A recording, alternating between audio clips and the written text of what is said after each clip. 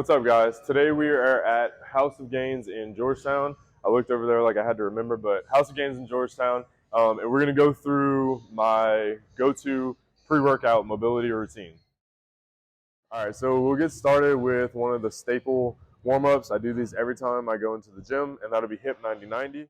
So we're going to set you up with a lightly bent knee, heels into the ground nice and wide.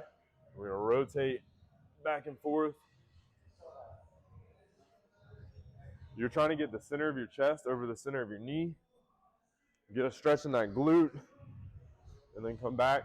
And you actually want to roll through this movement like so, instead of picking up your legs and switching it.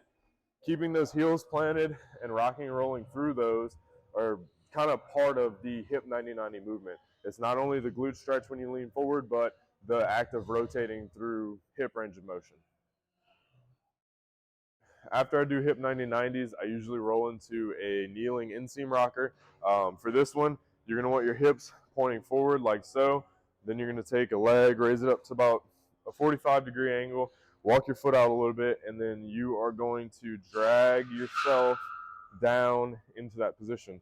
You still want your pelvis pointing forward like so, and then you're going to take your hip and drag it down towards your heel. You should feel a good burn on the inside of both of those thighs as you're going through that range of motion. Yeah, give them a shot.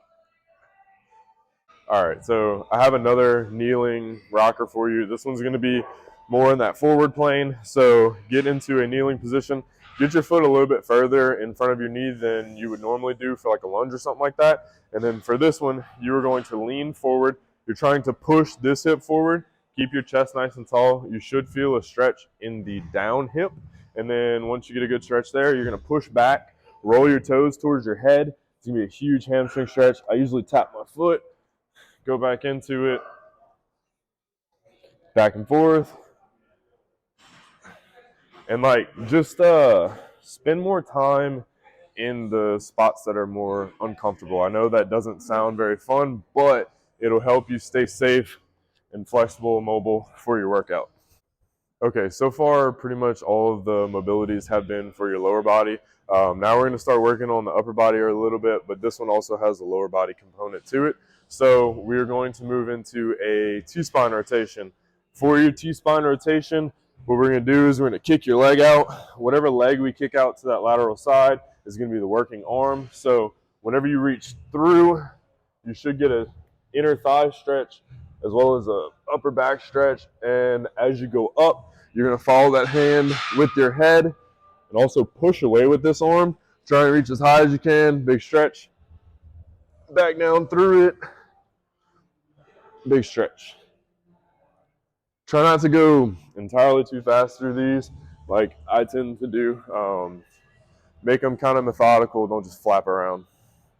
Okay, so in my opinion, this one's going to be the most challenging, but honestly the most effective all the way around. So what we're going to do is we're going to get you into a lunge position here, readjust the pants, and then we are going to get both hands planted on the floor, work this elbow down to where we get a big stretch in that groin. From there, we're going to reach up all the way around. Once again, follow that hand. When you tuck the arm, go for that extra stretch here, and then back around. Another thing, we want to try to keep this leg as straight as possible for this one. It's going to make it a little more challenging and hit your hips in a different way. But if you are not able to do that, then you can do it in the drop position the whole time. I strongly suggest you try and progress up to this. This is going to be a pretty challenging one, but it's a good one. It really fires up those hips. Last but not least, we are going to hang from the pull-up bar. I do this one pretty much every day. It's really good for your spine, really good for your shoulders. So we'll head over to the bar, hop up there, and just hang. So whenever I'm hanging, I'm trying to kind of work my heels down to the floor, let my spine decompress, let my shoulders stretch, kind of get some good feels. Sometimes I'll twist, either way. But while I hang up here, we'll talk about the mobilities that we did today and how I think that you should attack those. So I would pretty much go for a round of 10 on every single one of those, on both sides, and see how they feel. If you have some that are like pretty rough and they feel kind of crappy, then go for another round on them. Just kind of pay attention to how your body feels, but don't spend a crazy amount of time doing these before your workout.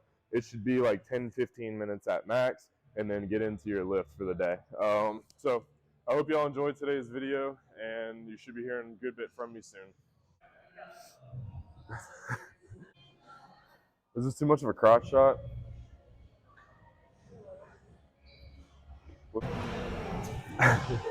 Hold on. Yeah, I know. Are you videoing?